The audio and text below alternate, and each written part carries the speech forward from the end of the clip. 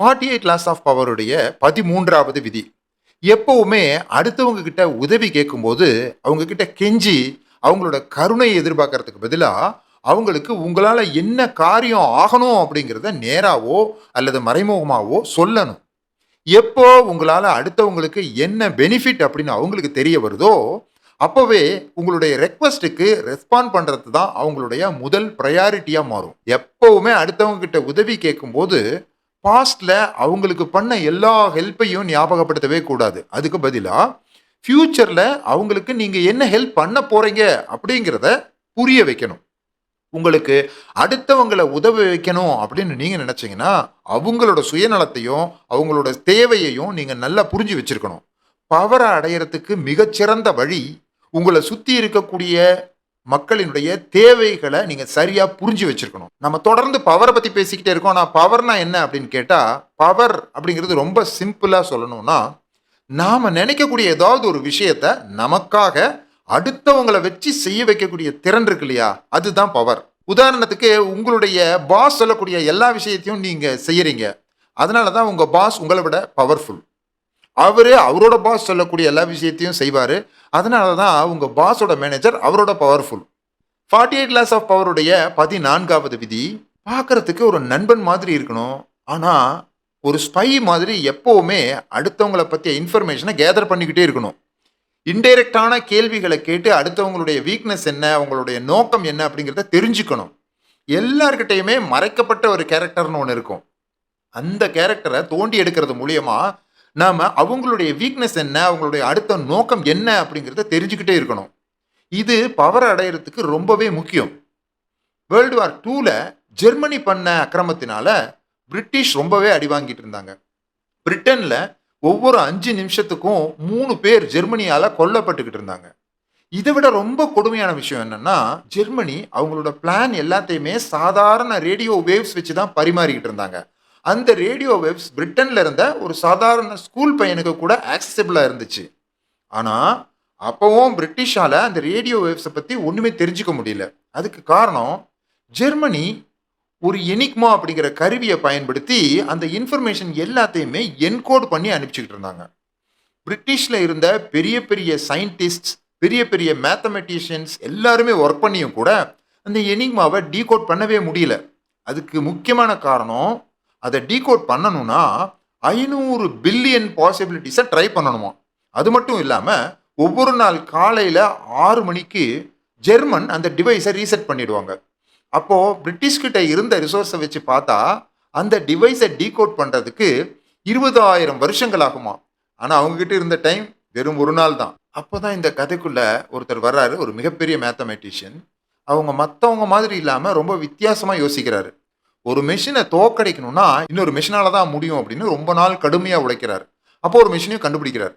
அந்த மிஷின் தான் இன்னைக்கு நாம பயன்படுத்திக்கிட்டு இருக்கிற modern computers, artificial intelligence technology எல்லாத்துக்குமே அடிப்படையாக அமைஞ்ச விஷயம். அந்த மிஷினை வச்சு எனிக்மா டிவைஸை ஹேக் பண்ணிடுறாரு. அன்னையிலிருந்து ஜெர்மன் என்னெல்லாம் பிளான் பண்றாங்க, எப்பப்போ எங்கெங்கெல்லாம் தாக்க போறாங்க அப்படிங்கிற எல்லா டேட்டாவும் பிரிட்டனுக்கு தெரிஞ்சிருது. அப்போ கண்டிப்பா பிரிட்டன் ஜெர்மனியினுடைய எல்லா தாக்குதலையும் தடுத்தாங்களா அப்படின்னு கேட்டா இல்ல. ஒரு 100 தாக்குதல் நடந்தா வெறும் 5 தாக்குதல்களை மட்டும்தான் அவங்க தடுத்தாங்க. ஏன் அப்படி பண்ணாங்க? ஒருவேளை பிரிட்டன் அந்த 100 தாக்குதலையுமே தடுத்திருந்தாங்கன்னா, ஜெர்மனிக்கு ஈஸியா தெரிஞ்சிருக்கும். நம்மளோட எல்லா இன்ஃபர்மேஷனையும் இந்த டிவைஸ்ல இருக்கிறது எல்லாத்தையுமே அவங்க தெரிஞ்சுக்கிறாங்க. அவங்களால டீகோட் பண்ண முடியுது அப்படிங்கிற விஷயம் தெரிஞ்சிருக்கும். அப்படி மட்டும் தெரிஞ்சிருந்தா, அடுத்த நாளே அந்த டிவைஸை டோட்டலா ரீடிசைன் பண்ணியிருப்பாங்க. அப்படி பண்ணியிருந்தாங்கன்னா, பிரிட்டன்னால தலை தூக்கி இருக்கவே முடியாது. ஜெர்மனியோட மூவ்ஸ் எல்லாத்தையுமே தெரிஞ்சுக்கிட்டு அதை அவங்களுக்கே தெரியாம பயன்படுத்திக்கிட்டதுனால மட்டும்தான் பிரிட்டிஷால வேர்ல்டு வார் 2ல ஜெயிக்க முடிஞ்சது. பவரை அடையறதுக்கு நம்மளை சுத்தி இருக்கவங்களை பத்தின இன்ஃபர்மேஷன் ரொம்பவே முக்கியம். அதை விட நம்ம எதிரிய பத்தின இன்ஃபர்மேஷன் நமக்கு ரொம்பவே முக்கியம். ஆனா அது எல்லாத்த விட ரொம்ப முக்கியமான விஷயம், அந்த இன்ஃபர்மேஷன் எல்லாத்தையும் அவங்களுக்கு தெரியாம நீங்க எடுத்தீங்களா அப்படிங்கிறது தான். இந்த விஷயத்தை தான் ராபர்ட் கிரீன் பவர் அடையறதுக்கான 14வது விதியா சொல்றாரு. 48 லாஸ் ஆஃப் பவரினுடைய 15வது விதி, உங்களுடைய எதிரிகளை நீங்க முழுசா அழிக்க கத்துக்கணும். நீங்க பவர்ஃபுல்லான பொசிஷனை நோக்கி வளர்ந்து போகும்போது உங்களுக்கு பல எதிரிகள் உருவாகிறது ரொம்ப சாதாரணம். ஆனா அப்படி உருவாகிற எதிரிகளை முழுசா அழிக்கிறது மூலியமா மட்டும்தான் உங்களால ஒரு பவர்ஃபுல்லான பொசிஷனுக்கே போக முடியும். இத கொஞ்சம் தப்பா புரிஞ்சுக்கிட்டாலும் கொலைய தூண்டுற மாரி நமக்கு தெரியும். ஆனா ராபர்ட் கிரீன் உங்க எதிரிகளை கொல்லுங்கன்னு சொல்லல. முழுசா அழிக்கணும்னு தான் சொல்றாரு. 1997ல Yahoo.comோட எதிரியான கூகுள வெறும் $1 மில்லியன் வாங்குறதுக்கான வாய்ப்பு கிடைச்சது.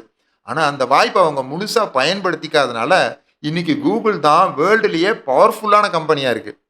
அதனுடைய இன்றைய மதிப்பு ஆல்மோஸ்ட் $1 ட்ரில்லியன் விட அதிகம். ஆனா Facebook இந்த தவற பண்ணல. Instagram, WhatsApp அப்படின்னு எதிரிகள் உருவாகும் போதே அவங்கள விலை கொடுத்து வாங்கி அப்படி ஒரு எதிரியே இல்லாம அழிச்சாங்க. அதனால தான் இன்னைக்கு ரொம்ப பவர்ஃபுல்லான சோஷியல் நெட்வொர்க்னா அது ஃபேஸ்புக்காக இருக்கும். ராபர்ட் கிரீனும் பவர் அடையறதுக்கான 15வது விதியை இதை தான் சொல்றாரு. உங்களுடைய எதிரியை முழுசா நீங்க அழிக்கிறது மூலியமா மட்டும்தான் பவரை உங்களுடைய நீங்க தக்க வச்சுக்க முடியும். இந்த விதி எல்லாருக்குமே பொருந்துமான்னு தெரியல. ஆனா பிசினஸ் ஓனர்ஸ் மாதிரியான ஆட்களுக்கு கட்டாயமா பொருந்தும். உங்களுடைய வாழ்க்கைக்கு இந்த விதி பொருந்துமா? எப்படி பொருந்தும்? அப்படிங்கிறது எல்லாம் நீங்க கமெண்ட் செக்ஷன்ல சொல்லுங்க. 48 லாஸ் ஆஃப் பவரினுடைய 16வது விதி, உங்களுடைய ஆப்சன்ஸை கரெக்டாக பயன்படுத்தி அடுத்தவங்க உங்கள் மேலே வச்சிருக்கக்கூடிய மதிப்பை நீங்கள் உயர்த்த கற்றுக்கணும். எந்த பொருள் ஒரு மார்க்கெட்டில் சுலபமாக கிடைக்குதோ அந்த பொருளோட விலை குறையிறது ரொம்ப சாதாரணம். அதே மாதிரி அடுத்தவங்களால ரொம்பவே சுலபமாக பார்க்க முடிஞ்சு நீங்கள் ரொம்பவே சுலபமாக பேசுகிறத அவங்க கேட்க முடிஞ்சா அவங்க உங்கள் மேலே வச்சிருக்கக்கூடிய மரியாதை மதிப்பும் குறைஞ்சிரும். ஒரு குரூப்ல நீங்க ரொம்ப அதிகமா பழகின பிறகு அந்த குரூப்ல இருந்து டெம்பரரியா மறைஞ்சு போன பிறகு அவங்க உங்களை பத்தி அதிகமா பேச வைக்க முடியும், தேட வைக்க முடியும். ஆனா இங்க கவனிக்க வேண்டிய ஒரு விஷயம், இந்த விதியை எப்ப பயன்படுத்தணும் எப்ப பயன்படுத்த கூடாது அப்படிங்கறத நீங்க தெரிஞ்சுக்கணும். அவருடைய ஆரம்ப காலத்துல அவர் ரொம்ப நல்ல ஆட்சியை பண்ணி மக்களுடைய மனசுல இடத்தையும் பிடிச்சிருந்தாரு ஒரு அரசர். ஆனா பிற்காலத்துல தன்னோட அரண்மனையை விட்டு வெளியவே வர மறுத்து மக்களால அவரை பார்க்கவே முடியாத மாதிரி போயிட்டாரு. எப்போ மக்களுக்கு தனக்கு ரொம்ப பிடிச்ச ஒரு ஆளை பார்க்கவே முடியலன்னு ஆயிடுச்சோ அப்பவே அவர் மேலே இருந்த ஆர்வமும் அன்பும் ரொம்பவே அதிகமாயிடுது. நீங்களும் உங்களுக்கு பிடிச்சவங்க கிட்ட இருந்து டெம்பரரியா மறைஞ்சு போறது மூலியமா அவங்க உங்க மேல வச்சிருக்கக்கூடிய அன்பையும் மரியாதையும் ரொம்பவே அதிகமா வளர்த்துக்க முடியும். இங்க நீங்க கவனிக்க வேண்டிய ஒரு விஷயம் என்னன்னா, இந்த விதி உங்களுக்கு வேலை செய்யணும்னா முதல்ல அடுத்தவங்களுக்கு உங்களை பிடிக்க வைக்கணும். அப்படி பிடிச்சதுக்கு பிறகு நீங்க மறைஞ்சு போனா மட்டும்தான் இந்த விதி உங்களுக்கு வேலை செய்யும். ராபர்ட் கிரீனும் பவரை அடையறதுக்கான 16வது விதியை அதை தான் சொல்றாரு. உங்களுக்கு பிடிச்சவங்க கிட்ட இருந்து டெம்பரரியா மறைஞ்சு போங்க. உங்களுக்கான மரியாதையும் மதிப்பையும் ரொம்பவே வளரும். 17வது விதி, உங்களுடைய ஆப்பனண்ட்டை தோக்கடிக்கிறதுக்கு சிறந்த வழி நீங்க என்ன செய்வீங்க அப்படின்னு அடுத்தவங்களால யூகிக்கவே முடியாத அளவுக்கு அன்பிரிடிக்டபிளா இருக்கணும். எப்போ நீங்கள் அன்பிரிடிக்டபிளாக இருக்கீங்களோ அப்போவே உங்கள் ஆப்போனண்ட்டுக்கு உங்கள் மேலே ஒரு பயமும் உங்களை பற்றின குழப்பமும் அதிகரிச்சிரும். ஆனால் நீங்கள் என்ன செய்ய போகிறீங்க அப்படின்னு உங்கள் ஆப்போனண்ட்டால் ஜட்ஜ் பண்ண முடிஞ்சுதுன்னா அவங்களோட கண்ட்ரோலில் நீங்கள் இருக்கிறதுக்கு சமம். மனுஷங்க எல்லாருக்குமே ஒரு விஷயம் ஏன் நடக்குது அப்படிங்கிற காரணத்தை தெரிஞ்சுக்கிறதுக்கான ஆர்வம் ரொம்பவே அதிகம். அந்த காரணத்தை அவங்களால தெரிஞ்சுக்க முடியலன்னா அவங்களால நிம்மதியாகவே இருக்க முடியாது. அதனால நீங்க ஒரு விஷயத்த ஏன் செய்யறீங்க அப்படின்னு உங்க எதிரிக்கு தெரியாதப்போ அதற்கான காரணத்தை அவங்களே யூகிச்சுக்க ஆரம்பிப்பாங்க. அப்படி அவங்க யூகிச்ச காரணம் தப்புன்னு தெரியறப்போ அவங்க நிலை குலைஞ்சு உங்ககிட்ட தோத்து போறதை தவிர வேற வழியே இல்லை.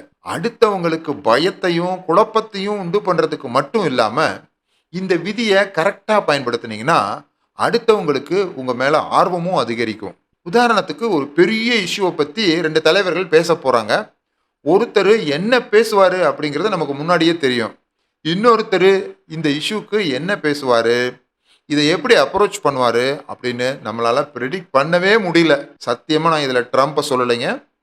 இந்த 2 பேத்துல நாம யார் பேசுறத கேட்கறதுக்கு நம்ம ரொம்ப ஆர்வமா இருப்போம். நம்மளால ப்ரிடிக்ட் பண்ண முடியாத தலைவர் பேசுறத கேட்கறதுக்கு தானே.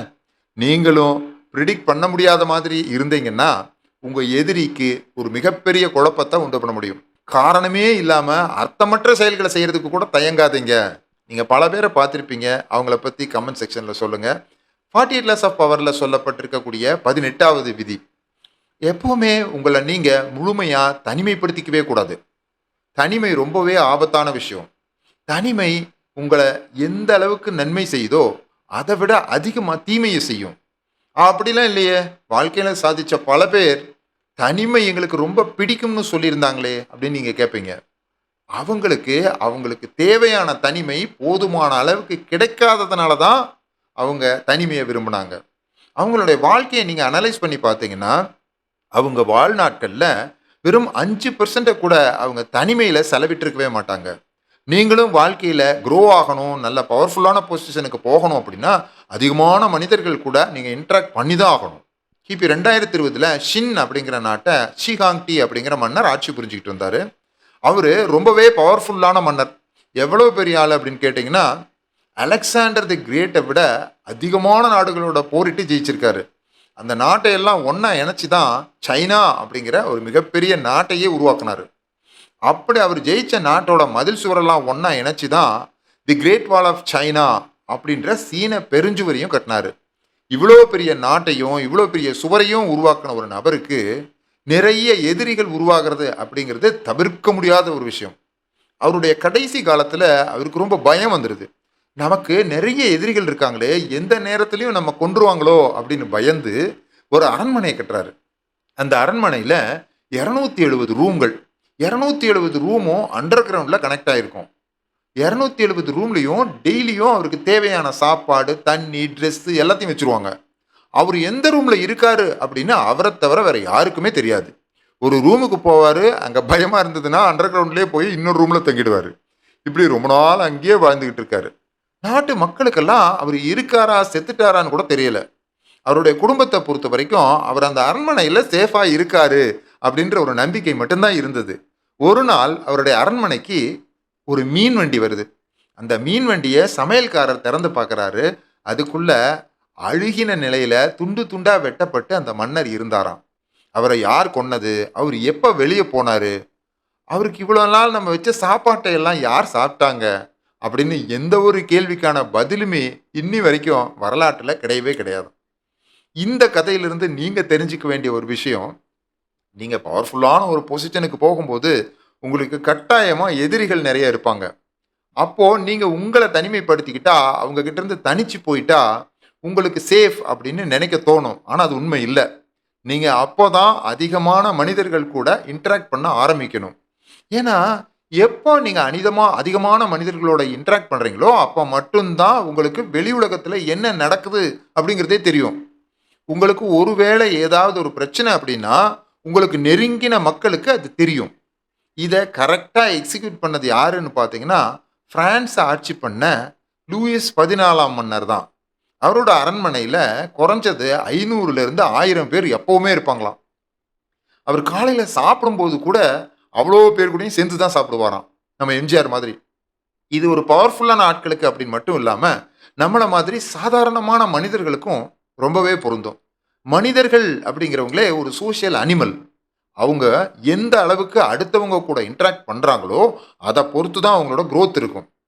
16வது விதியை பற்றி ஒரு கிளாரிஃபிகேஷன் கொடுக்க வேண்டியிருக்கு. ஏன்னா அதில் நாம் என்ன சொல்லியிருந்தோம், மனிதர்கள்கிட்ட இருந்து தனிச்சு போங்க, அது உங்களுடைய பவரை அதிகரிக்கும்னு. ஆனால் அந்த விதி என்ன சொல்லுதுன்னா, உங்களுக்கு பிடிச்சவங்ககிட்ட இருந்து டெம்பரரியாக நீங்கள் மறைஞ்சு போங்க, அவங்க எப்போ உங்களை மிஸ் பண்ண ஆரம்பிக்கிறாங்களோ அப்போ திரும்ப வந்துடணும் அப்படிங்கிறது தான். ஒரேடியாக நீங்கள் முழுமையாக தனிமையில் போயிடணும் அப்படின்னு எந்த விதியுமே சொல்லலை. அப்படி போனீங்கன்னா அது உங்களுக்கு பெரிய ஆபத்து அப்படிங்கிறது தான் இந்த 18வது விதி சொல்லுது. 48 லாஸ் ஆஃப் பவரினுடைய 19வது விதி, நீங்கள் யாரை பகைச்சிக்கிறீங்க அப்படின்னு தெரிஞ்சு பகைச்சிக்கணும். தவறான ஆட்களை எப்பவுமே பகைச்சிக்க கூடாது. நீங்கள் வாழ்க்கையில் வளர்ந்து வரும்போது நிறையா பேரை பகைச்சிக்கிட்டு தான் ஆகணும். ஆனால் மனிதர்கள் எல்லாரும் ஒரே மாதிரி இல்லை. அதனால் நீங்கள் யாரை பகைச்சிக்கணும் யாரை பகைச்சிக்க கூடாது அப்படிங்கிறத தெரிஞ்சுக்கிட்டாகணும். ஸோ யாரெல்லாம் பகைச்சிக்க கூடாது, ராபர்ட் கிரீன் 5 டைப் ஆஃப் மக்களை எப்போவுமே பகைச்சிக்க கூடாது அப்படின்னு சொல்கிறாரு. பகைச்சிக்கிறதுன்னு மட்டும் இல்லாமல் அவங்கக்கிட்ட இருந்து ஒதுங்கி இருக்கணும் அப்படின்னு சொல்கிறாரு. முதல் டைப், ரொம்ப அரகண்ட்டாக இருப்பாங்க, தங்களை பற்றி பெருமையாக பேசிக்கிட்டே இருப்பாங்க. இவங்களை பார்க்கும்போது அவ்வளோ டேஞ்சராக தெரியாது, ஆனால் இவங்க ரொம்ப டேஞ்சரானவங்க. ஏன்னா இவங்கக்கிட்ட நீங்கள் நார்மலாக ஏதாவது பேசிக்கிட்டு இருப்பீங்க, அப்போ ஏதோ ஒரு விஷயம் அவருடைய ப்ரைடை டச் பண்ணியிருக்கோம். நீ என்ன அசிங்கப்படுத்திட்ட, நான் உன் மேலே கோபமாக இருக்கேன் அப்படின்னு அவங்க சொல்லலாம் மாட்டாங்க. நீங்களும் அவங்க நார்மலாக அவங்க நண்பர்கள் அப்படின்னு நினச்சி பழகிட்டு இருப்பீங்க. ஆனால் நீங்கள் தெரியாமல் செஞ்ச ஒரு விஷயத்துக்காக கடைசி வரைக்கும் உங்கள் கூடவே இருந்து உங்கள் எதிரியாக செயல்பட்டுக்கிட்டு இருப்பாங்க. ரெண்டாவது டைப், எல்லாத்துக்கும் ரொம்ப அதிகமாக பயப்படுற ஆளுங்க. இவங்க சின்ன சின்ன விஷயத்துக்கு கூட ரொம்ப அதிகமாக பயப்படுவாங்க. நீங்கள் இவங்களுக்கு அகைன்ஸ்டாக ஏதாவது ஒரு சின்ன விஷயம்தான் பண்ணியிருப்பீங்க. ஆனால் அவங்களோட பயம் காரணத்தினால அதை ரொம்ப பெருசாக அவங்க நினச்சிக்கிட்டு இருப்பாங்க. அவங்க அதிகமாக பயப்படுறதுனால உங்களுக்கு டைரெக்டாக எதிரியாகவும் மாற மாட்டாங்க. உங்கள் கூடவே தான் இருப்பாங்க. ஆனால் அப்பப்போ அவங்களுக்கு எப்பப்பெல்லாம் பயம் வருதோ, சின்ன சின்ன தொல்லைகள் உங்களுக்கு கொடுத்துக்கிட்டே இருப்பாங்க. உங்களை கடைசி வரைக்கும் வளரவே விட மாட்டாங்க. மூணாவது டைப், எல்லாரையும் சந்தேகப்படுறவங்க. இவங்க இந்த உலகத்தில் இருக்கிற எல்லாரையுமே தங்களுக்கு அகைன்ஸ்டா ஏதோ செஞ்சுக்கிட்டு இருக்காங்க அப்படின்னு சந்தேகத்தோடயே இருப்பாங்க. இவங்க முதல் ரெண்டு டைப்போட கம்பேர் பண்ணும்போது அவ்வளவு டேஞ்சரான ஆட்கள் கிடையாது. சொல்லப்போனால் அவங்களுடைய எதிரிகள் மேலே சந்தேகத்தை உண்டு பண்ணி உங்களுடைய வெப்பனா கூட நீங்கள் இவங்களை யூஸ் பண்ணலாம். ஆனால் இவங்களுக்கு உங்கள் மேலே சந்தேகம் வந்துருச்சுன்னா அடுத்த நிமிஷமே இவங்களை விட்டு விலகி போகிறது தான் உங்களுக்கு நல்லது. நாலாவது டைப், சின்ன சின்ன விஷயத்தை கூட பல நாட்கள் மறக்காமல் இருக்கவங்க. இவங்களை நீங்கள் ஹர்ட் பண்ணிட்டீங்க அப்படின்னா கடைசி வரைக்கும் மறக்கவே மாட்டாங்க. நீங்கள் ஹர்ட் பண்ணால் கூட கோபமா வருத்தமோ உங்ககிட்ட காமிச்சிக்கவே மாட்டாங்க. ஆனால் பல நாள் நீங்கள் செஞ்சதை ஞாபகம் வச்சுக்கிட்டே இருப்பாங்க. எப்போ வாய்ப்பு கிடைக்குதோ அப்போ பெரிய அடியை உங்களுக்கு கொடுப்பாங்க. இவங்க தான் இங்கே இருக்கிறதுலையே ரொம்ப டேஞ்சரஸ் டைப். ஏன்னா இவங்களை உங்களால் கண்டே பிடிக்க முடியாது. இவங்களை கண்டுபிடிக்கிறதுக்கு ஒரே வழி, இவங்க அடுத்தவங்கள எப்படி ட்ரீட் பண்ணுறாங்க, யாராவது அடுத்த ஆளை இவங்க ரொம்ப நாள் ஞாபகம் வச்சு பழி வாங்குறாங்களா அப்படிங்கிறத நீங்கள் பார்க்கணும். இப்படிப்பட்ட ஆளை நீங்கள் கண்டுபிடிச்சிட்டிங்க அப்படின்னா இவங்க கிட்ட ரொம்ப ரொம்ப கவனமாக இருக்கணும். அஞ்சாவது டைப், அடிமட்ட முட்டாள்கள். பொதுவாக ஒருத்தங்களை நீங்கள் ஹர்ட் பண்ணிட்டீங்கன்னா அவங்க திருப்பி உங்களை பழி வாங்கும்போது தங்களோட பேருக்கு எந்த ஒரு பாதிப்பும் வரக்கூடாது அப்படின்னு ரொம்ப காஷியஸாக தான் உங்களை பழி வாங்குவாங்க.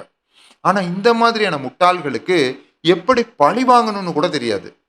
எல்லாரும் இருக்கும்போதே தன்னோட பேர் கெட்டுருமே அப்படின்னு கொஞ்சம் கூட யோசிக்காம ரொம்ப கொடூரமாக அவங்கள பழி வாங்குவாங்க. இந்த மாதிரியான ஆட்களை உங்கள் வாழ்க்கையிலிருந்து ஒதுக்கி வைக்கிறது தான் ரொம்ப நல்லது.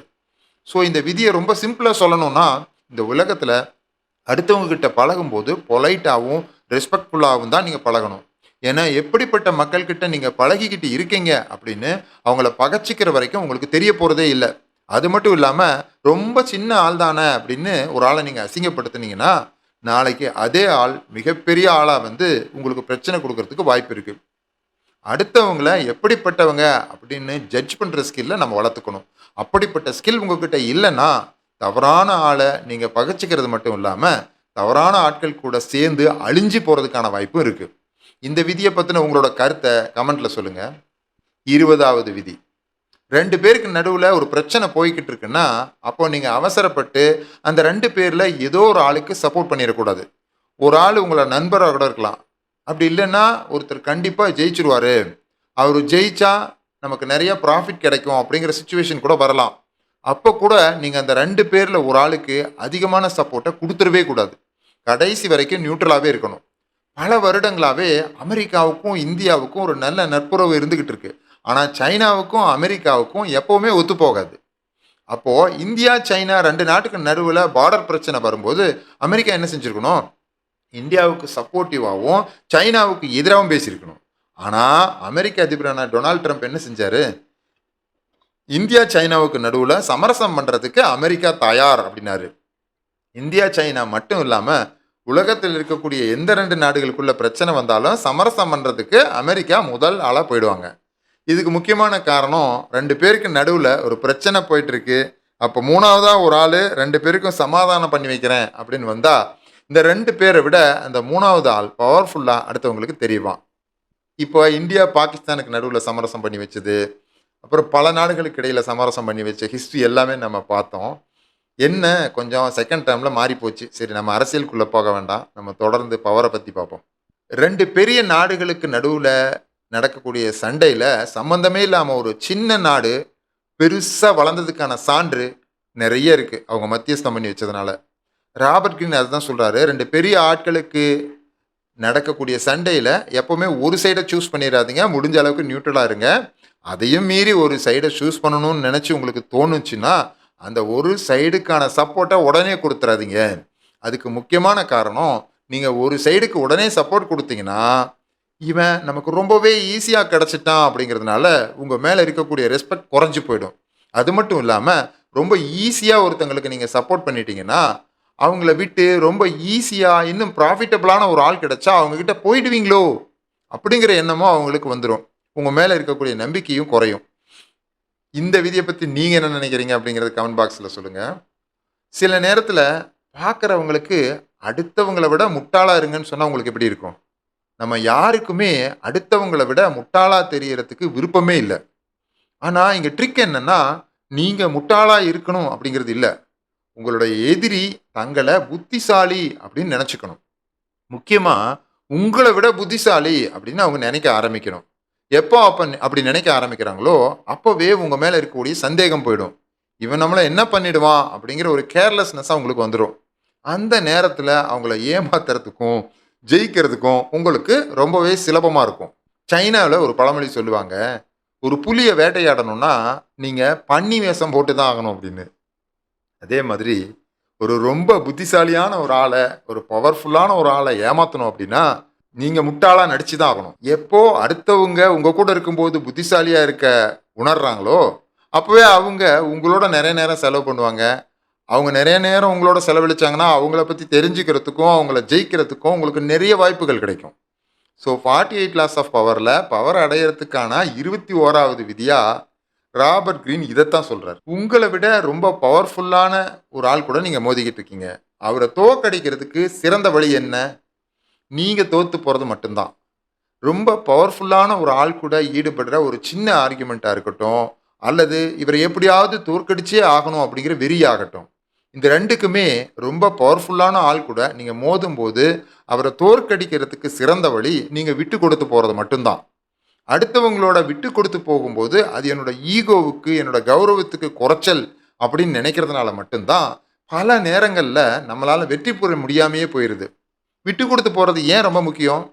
ஒரு ஆர்குமெண்ட்டில் நீங்கள் விட்டு கொடுத்து போகிறப்போ உங்களோட எதிரி நீங்கள் சொல்கிறது சரிதான் அப்படிங்கிறத உணர்றதுக்கான நேரம் அவருக்கு கிடைக்கும். சில நேரத்தில் அவங்க சொல்கிறது சரிதான் அப்படிங்கிறத புரிஞ்சுக்கிறதுக்கான நேரம் உங்களுக்கும் கிடைக்கும். ரொம்ப பவர்ஃபுல்லான ஒரு ஆள் கூட நீங்கள் சண்டை போட்டுக்கிட்டு இருக்கும்போது விட்டு கொடுத்து போகிறது அவருக்கு வீக் ஆகிறதுக்கான நேரத்தையும், அவரை தோக்கடிக்கிற அளவுக்கு நீங்கள் வளர்கிறதுக்கான நேரத்தையும் உங்களுக்கு கொடுக்கும். அது மட்டும் இல்லாமல் ரொம்ப பவர்ஃபுல்லான ஒரு ஆள் அடுத்தவங்களுக்கு முன்னாடி உங்களை க்ரஷ் பண்ணி நீங்கள் ரொம்ப வீக் அப்படின்னு காட்டணும்னு நினைக்கிறப்போ அளவுக்கு மீறி நீங்கள் வளைஞ்சு கொடுத்து போகிறது அவங்கள ஜெயிக்க விடாமலேயே செஞ்சிடும். ஒரு நாள் அந்த சிறைக்கு ரொம்ப பவர்ஃபுல்லான ஹையர் அஃபீஷியல் ஒருத்தர் வரதா இருந்தான். அவர் வர்றதுனால அந்த சிறையில் ஒரு ஸ்போர்ட்ஸ் ஈவெண்ட் நடத்த ஆரம்பித்தாங்க. அதில் போலீஸ் அதிகாரிகள்லாம் ஒரு டீமாகவும் சிறை கைதிகள்லாம் இன்னொரு டீமாகவும் வச்சு ஒரு ஓட்டப்பந்தயத்தை நடத்தணும்னு முடிவு பண்ணாங்க. எங்கே அந்த பெரிய ஆளுக்கு முன்னாடி நம்ம தோற்று போயிட்டோம்னா ரொம்பவே அசிங்கமாக போயிடுமே அப்படின்னு போலீஸ்லாம் நினச்சாங்களாம். அதனால் போட்டிக்கு முதல் நாளே அந்த சிறை கைதிகள்கிட்ட எல்லாம் போயிட்டு, நீங்கள் நாளைக்கு போட்டியில் தோற்றுறணும், மீறி ஜெயிச்சிங்கன்னா உங்களை ரொம்பவே துன்புறுத்துவோம் அப்படின்னு சொல்லியிருக்காங்க. அடுத்த நாள் போட்டியில் அந்த சிறை கைதிகள் எல்லாம் ரொம்பவே கேவலமாக ஓட ஆரம்பித்தாங்களாம். வேணும்னே தடிக்கு விழுறது, தவழ்ந்து போகிறது, இந்த மாதிரி ரொம்ப மோசமாக ஓட ஆரம்பித்தாங்களாம். அந்த போலீஸ் அதிகாரிகள் எல்லாம் ரொம்ப பெரிய போட்டியில் ஓடுறதா நினச்சி ரொம்ப வேகமாக ஓடிட்டாங்களாம். இதை பார்க்குற எல்லாருக்குமே ரொம்ப காமெடி ஆயிடுச்சு. இந்த ஹையர் அஃபீஷியல்ஸும் ரொம்ப பார்த்து சிரிச்சுட்டு போயிருக்காங்க. இப்படி அடைஞ்ச வெற்றி உண்மையான வெற்றியா? ஒரு பெரிய புயலில் ஸ்டிஃபாக இருக்கக்கூடிய மரம் விழுந்துடும், ஆனால் வளைஞ்சு கொடுத்து போகிற நாணல்கள் பிழைச்சிருக்குன்னு. இதெல்லாம் எதுக்கு பொருந்துமோ இல்லையோ, உங்களோட பவர்ஃபுல்லான ஒரு எதிரியை முக்கியமாக நீங்கள் வீக்காக இருக்கும்போது தோக்கடிக்கிறதுக்கு கட்டாயமாக உதவும். இந்த விஷயத்தை தான் 48 லாஸ் ஆஃப் பவரில் பவரை அடையிறதுக்கான 22வது விதியாக ராபர்ட் கிரீன் சொல்கிறாரு. 48 லாஸ் ஆஃப் பவரினுடைய 23வது விதி, முடிஞ்ச அளவுக்கு உங்களுடைய எனர்ஜியை, உங்களுடைய ஃபோக்கஸ், இது எல்லாத்தையுமே ஒரு விஷயத்து மேலே கான்சென்ட்ரேட் பண்ணணும். அது உங்களுடைய ஸ்ட்ராங்கஸ்ட் பாயிண்ட்டாக இருக்கலாம், அல்லது உங்கள் எதிரியுடைய வீக்கஸ்ட் பாயிண்ட்டாக இருக்கலாம். பொதுவாக நம்ம என்ன பண்ணுவோம்னா, நமக்கு பல விஷயங்கள் ப்ராஃபிட்டபிளாக தெரிஞ்சுதுன்னா அந்த எல்லா விஷயத்துலையுமே நம்ம மூக்க நுழைக்க தான் பார்ப்போம். கிட்டத்தட்ட ஒரு வாத்து மாதிரி. ஒரு வாத்தை எடுத்துக்கிட்டிங்கன்னா அதால் நீந்த முடியும், அதால் ஓட முடியும், அதால் பறக்கவும் முடியும். ஆனால் நீந்துறதை பற்றி யோசிக்கும்போது ஒரு சுறாமீனையும், ஓடுறதை பற்றி யோசிக்கும்போது ஒரு சிறுத்தையையும், பறக்கிறத பற்றி யோசிக்கும்போது ஒரு பருந்தும் தான் நமக்கு ஞாபகம் வரும். ஆனால் இந்த 3 விஷயத்தையும் இந்த ஒரு வாத்தால் செய்ய முடிஞ்சிருந்தும் கூட இந்த ஒரு விஷயத்தை பற்றி யோசிக்கும்போது கூட ஒரு வாத்தோட ஞாபகம் வரவே வராது. இதே மாதிரி தான் நீங்களும் வாழ்க்கையில பல விஷயத்த சாதிக்கணும்னு நினைச்சீங்கன்னா, எல்லா விஷயத்திலுமே வாத்தா தான் இருப்பீங்களே தவிர, ஒரு விஷயத்துல கூட பருந்தா இருக்க மாட்டீங்க. இது நம்மளுடைய கோல், நோக்கம் அப்படிங்கிறது மட்டும் இல்லாம, நம்மளோட சுப்பீரியரை தேர்ந்தெடுக்கிறதுக்கு நாம யாருக்கு லாயலா இருக்கணும் அப்படின்னு முடிவெடுக்கும்போது கூட, இந்த லாவ நம்ம அப்ளை பண்ணி ஆகணும். பொதுவா நம்ம என்ன பண்ணுவோம்னா, நம்மளோட பவர்ஃபுல்லா இருக்கக்கூடிய பலருக்குமே நம்ம லாயலா இருக்கணும்னு நெனைப்போம். அப்படி இல்லைன்னா, ஒரு ஆளுக்கு லாயலா இருக்கும்போது, அத விட பெட்டரா ஒருத்தர் கிடைச்சா, இவர அப்படியே விட்டுட்டு இன்னொருத்தருக்கு தாவுறாங்க. இதுக்கு ஒரு நல்ல எக்ஸாம்பிள் யாருன்னு பார்த்தீங்கன்னா, டெஸ்லா தான். Nikola Tesla. அவரோட வாழ்க்கையில அவரு தாமஸ் ஆல்வா எடிசன்ல ஆரம்பிச்சு, ஜேபி மார்கன் வரைக்கும் எல்லாத்துக்குமே லாயலா இருந்திருக்காரு. ஆனா கடைசியில எனக்கு சுதந்திரம் தான் முக்கியம் அப்படின்னு எல்லாரையுமே விட்டுட்டு போயிட்டாரு. அவருடைய வாழ்க்கையில கடைசி நாட்கள்ல அவர் செஞ்ச மிகப்பெரிய தவறா இதையும் அவர் சொல்லியிருக்காரு. இதுக்கு அப்படியே ஆப்போசிட்டா மைக்கேல் ஆஞ்சலோவை எடுத்துக்கிட்டிங்கன்னா, போப் ஜூலியஸ் கலீலியோவை எடுத்துக்கிட்டிங்கன்னா, மெடிசிஸ் அப்படிங்கிற மன்னருக்கும் கடைசி வரைக்கும் லாயலா இருந்தாங்க. அதை விட பெட்டர் ஆப்ஷன் பல தடவை கிடைச்சும் கூட, அவங்களோட லாயல்ட்டிய அவங்க மாத்திக்கவே இல்ல. நாளடைவுல என்னாச்சுன்னு பார்த்தீங்கன்னா, அவங்களுடைய லாயல்ட்டிய பார்த்து, அவங்களுடைய திறமைய பார்த்து, அவங்களுடைய சுப்பீரியர் எல்லாருமே அவங்களுடைய அடிமை மாதிரி அவங்க சொல்ற எல்லாத்தையுமே கேட்டுக்கிட்டு இருந்தாங்களாம். நீங்களும் வாழ்க்கையில ஒரு ஆளுக்கு லாயலா இருக்கணும் அப்படின்னு முடிவு பண்ணிட்டீங்கன்னா, கடைசி வரைக்கும் அந்த ஒரு ஆளுக்கு லாயலா இருக்க பாருங்க.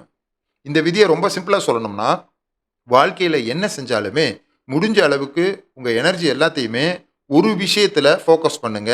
கட்டாயமா அந்த ஒரு விஷயத்துல நீங்க சிறந்து விளங்குவீங்க. ரொம்பவே சிலரால மட்டும் தான் பல விஷயங்கள்ல சிறந்து விளங்க முடியும். அதையெல்லாம் எக்செப்ஷன்ஸ் எல்லாம் எக்ஸாம்பிளா எடுத்துக்கிட்டு, என்னாலயும் முடியும் அப்படின்னு வேலை செஞ்சோம்னா, அத விட ஒரு பெரிய துரோகம் உங்களுக்கே நீங்க செஞ்சுக்க முடியாது. ஸோ இந்த விதிய பத்தி நீங்க என்ன நினைக்கிறீங்க? அப்படிங்கிறத சொல்லுங்க. மன்னராட்சி காலத்திலிருந்து இன்னைக்கு மக்களாட்சி வரைக்கும் நம்மளுடைய சொசைட்டி ஒரு ஸ்ட்ரக்சரல் வேல தான் இயங்கிக்கிட்டு இருக்கு. ஒருத்தர் இந்த நாட்ட ஆட்சி பண்ணிக்கிட்டு இருப்பாரு. அவருக்கு கீழ சிலர் வேலை செய்வாங்க. அவங்களுக்கு கீழ சாதாரண மக்கள் எல்லாம் வாழ்ந்துகிட்டு இருப்பாங்க. எப்போ ஒரு சொசைட்டி இந்த மாதிரி ஸ்ட்ரக்சரல் வேல இருக்கோ, அப்போ பவர் அப்படிங்கிறது ரொம்பவே முக்கியம். மன்னராட்சி காலத்துல மன்னர சுத்தி ஒரு அவை இருக்கும். அந்த அவையில யாரு ரொம்ப பவர்ஃபுல்லா இருப்பாங்க அப்படின்னு பார்த்தீங்கன்னா, அந்த அவைய பத்தின நாகரிகங்கள தெரிஞ்சுக்கிட்டு, அத சரியா செஞ்சுகிட்டு இருக்கக்கூடிய ஒரு சிலர் மட்டும் தான். மன்னருடைய அவை இன்னைக்கு இல்லாம போயிருக்கலாம். ஆனா, மன்னருடைய அவையில எந்த மாதிரியான நாகரிகங்கள்லாம் ஒருத்தருக்கு பவர பெற்றுக் குடுத்துச்சோ, அதே நாகரிகங்கள் தான் இன்னைக்கும் நமக்கு பவர பெற்றுத் தரும் அப்படின்னு ராபர்ட் கிரீன் சொல்றாரு. 48 லாஸ் ஆஃப் பவர்ல 24வது விதியில நாம மறக்கவே கூடாதுன்னு 5 அவை நாகரிகங்கள பத்தி ராபர்ட் கிரீன் சொல்றாரு. முதல் விஷயம், எப்பவுமே உங்கள பத்தி ரொம்ப பெருமையா நீங்க பேசிக்க கூடாது. உங்கள பத்தி நீங்க ரொம்ப தற்பெருமை அடிச்சுக்கிட்டீங்கன்னா, உங்கள சுத்தி இருக்கிற பலருக்கும் உங்க மேல பொறாமை உண்டாகும். உங்க மேல வெறுப்பு உண்டாகும். உங்களுக்கே தெரியாம உங்கள சுத்தி பல எதிரிகள நீங்க உருவாக்கிருவீங்க. 2வது விஷயம், ரொம்ப ஹார்ட் ஒர்க் பண்ற மாதிரி காட்டிக்கவே கூடாது.